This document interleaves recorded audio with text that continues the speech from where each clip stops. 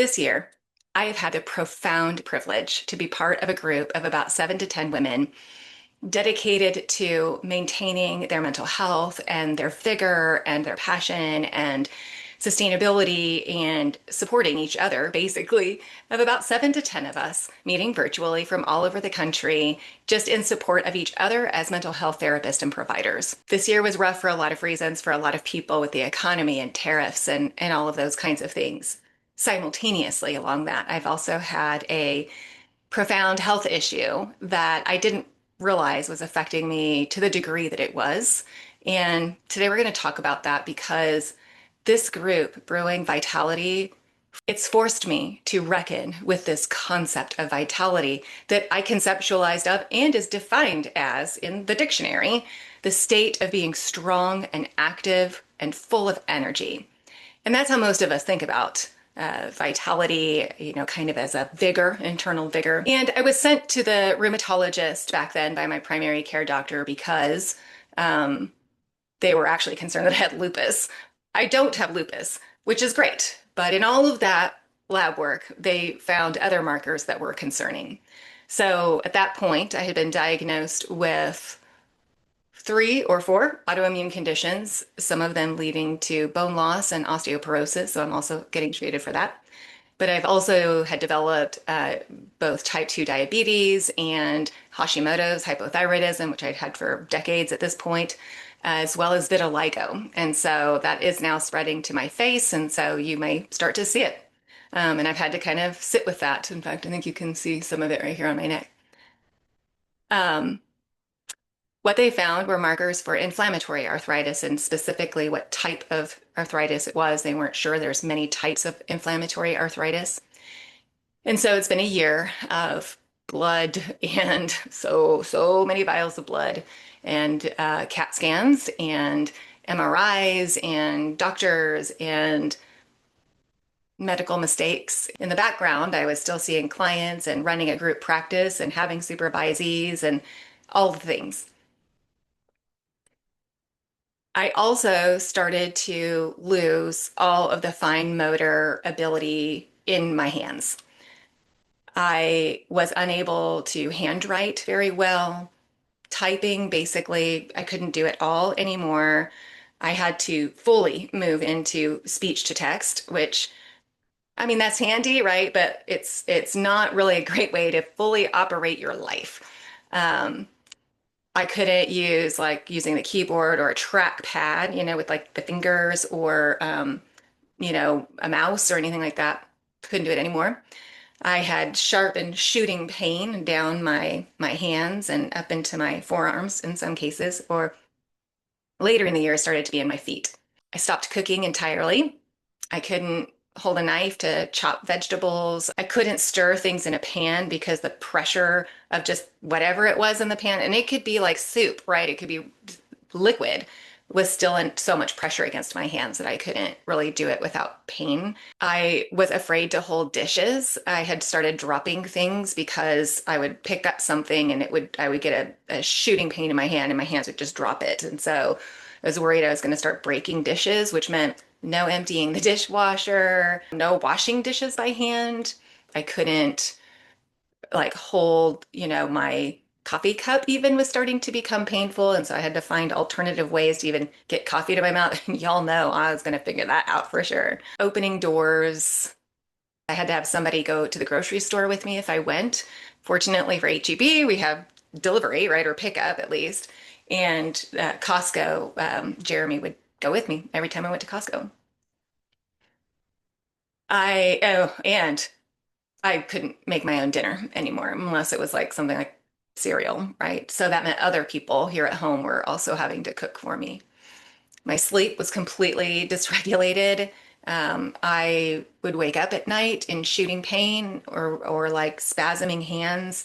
I couldn't sleep through the night because I'd wake up. But also, when you're in that much just constant pain, you don't sleep well. So I wasn't even getting good rest, even on the nights that I could sleep all the way through the night. But I would have many nights in which I was averaging like 4 hours of sleep. I had reached a point where I had so much swelling in my hands that I couldn't um, make a fist.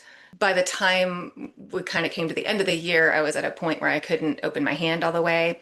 I couldn't close my hands all the way. So me being able to do this is a huge win for me, I guess is the way to say it. I'm very excited that I can actually close my hands all the way and open them all the way now. I mean, all of it was hard, right? But the worst part for me was that when your hands are that swollen for that long, and at this point, I probably went 7, 8, 9 months of swelling and things like that. It just got progressively worse. That any light touch was actually painful. We're so unaware of how many times just moving through our day, we bump our hand on the wall or something like that, right? Well, every time that would happen for me, I would just have to stop and catch my breath because the pain was so intense. That's what happens with, it's called bone marrow edema, which is part of inflammatory arthritis. And so it just, anytime you bump, if you've ever had a bone bruise, anytime you bump your hand on something, it's exceedingly painful.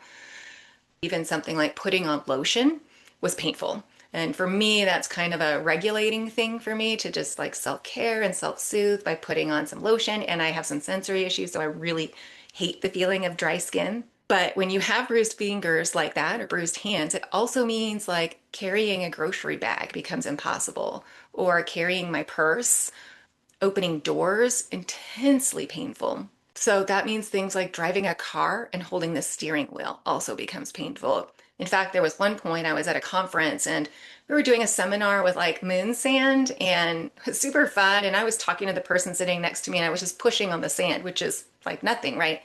Except that it caused shooting pain. The hardest part about that is that meant that I could no longer wear my wedding ring, and even holding my husband's hands became near impossible. But by the end of this year, they had it sorted out, and I have rheumatoid arthritis. It's very early, actually, and so in some ways, it's almost a good thing that I was having such major symptoms because I was able to catch it very early. So right now I'm on both prednisone and methotrexate, and we're in the early phases of that to see, if the methotrexate's going to work, and hopefully the prednisone will be temporary because that causes other issues. And we are now at the point where medications for one issue are causing issues with conditions that I have with my endocrinologist, and it's all getting very, very complicated. But I'm getting better now. As you can see, I can open and close my hands. I have started doing activities again because there is another definition of vitality. This concept that I have just wrestled with all year long. Some months saying vitality just feels so far away. I don't even know how to think of it, or it feels unattainable right now. I hate this concept. And so it's been a good lesson for me. Also, one of the things I often say to supervisees and staff and clients alike is you're going to hate it and it's going to be so good for you. You're going to grow and you're going to learn. You're going to hate it. It's going to be great. And I have sat with that very concept myself. So if you're my staff and you're watching, I also live by my own words. And I've hated that word vitality at various points this year and wrestled with it. But this group has, like clockwork, once a month we get together and we sit with this idea of vitality. And on that note, let me bring you to the second definition of vitality. And that is the power giving continuance of life, the presence in all living things.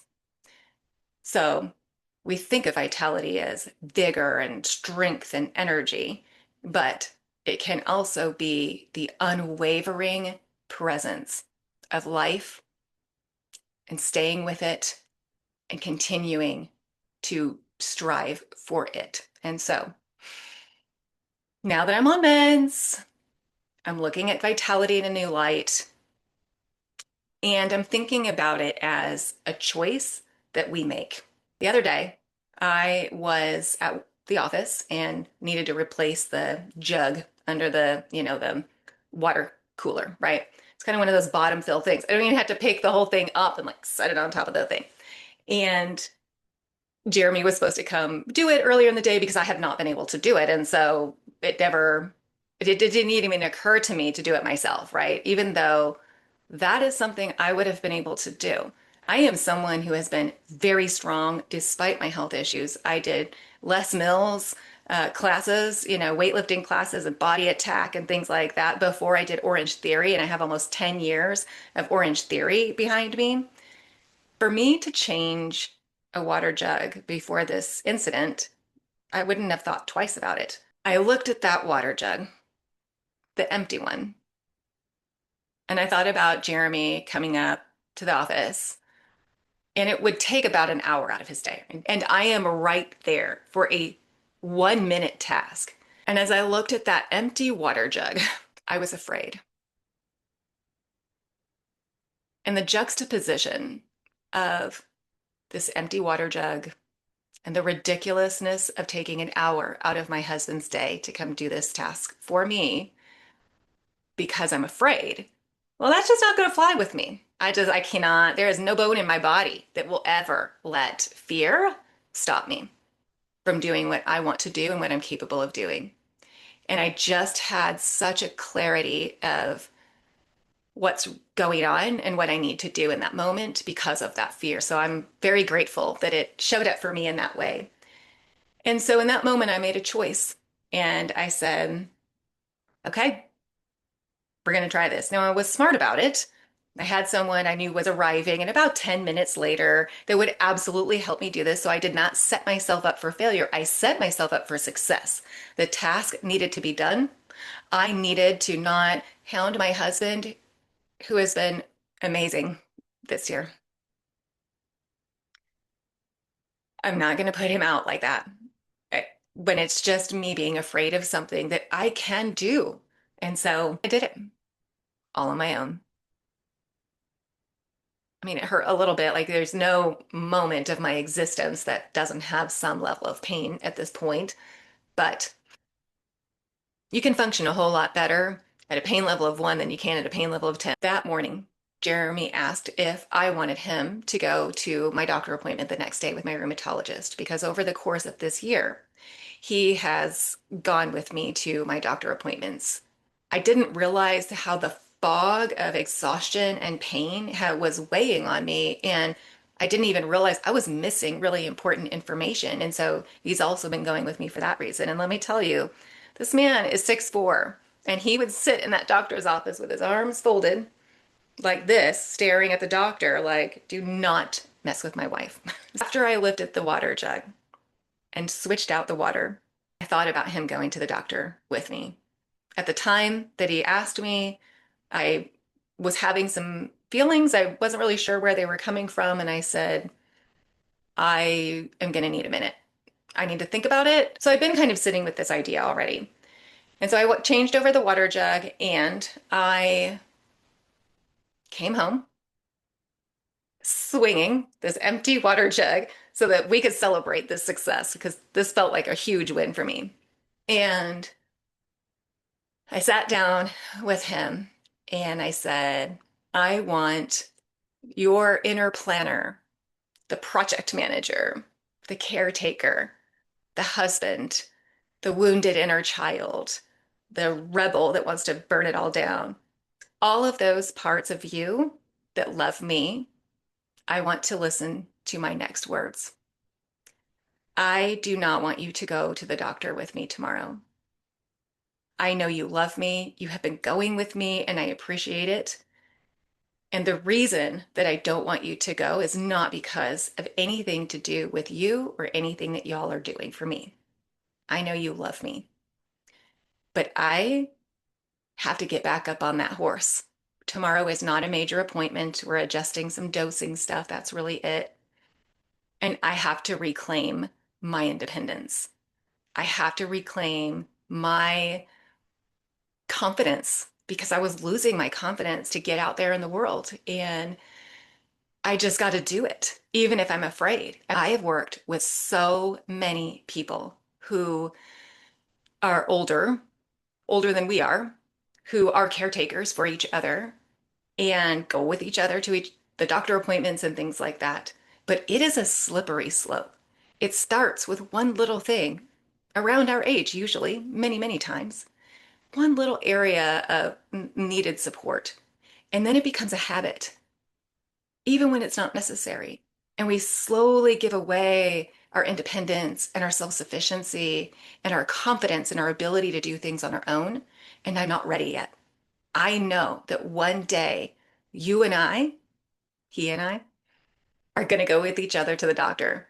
We're probably going to schedule one right after the other. We're going to go support.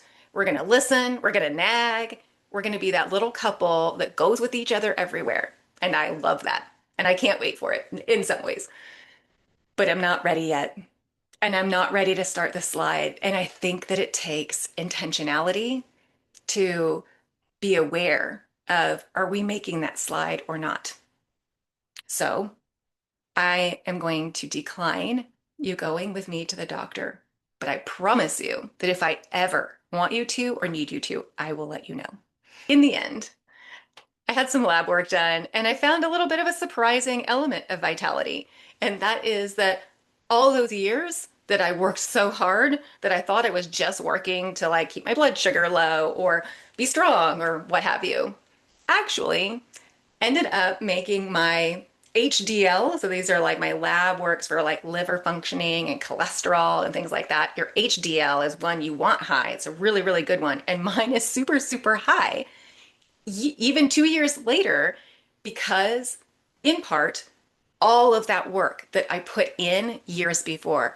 So even my past vigor and energy and vitality in that first definition is paying off in spades. So Orange theory is still off limits for me. I don't know if it will ever be an option, but what I'm looking forward to 2026 is reclaiming that in some way, some type of physical activity, which might be walking for 15 minutes at this point. I am so grateful to younger me for all of her hard work. And she didn't even know that she was helping out older me, although I have thought of that for a few years. How can the you are today help older you? You know, I've always talked about it before in the way of like lifting weights and osteoporosis for prevention falls as we age and use it or lose it, right? As we age, we lose muscle mass. And so you want to keep up with it. And I've always believed those things. I still believe those things, but I can't hold a weight right now. I can't do any wrecking right now. Orange theory, forget about it. Like that, there's no way I could do that class, even if my heart wants to. And parts of me still think that we are fighters. I will get back to doing what I love physically in whatever way I can in 2026. So I am very curious about y'all. And if you have any thoughts about how 2026 is ending for you regarding vitality, and think of both of those definitions. Is it energy or is it in presence? Let me know in the comments. Have a good one.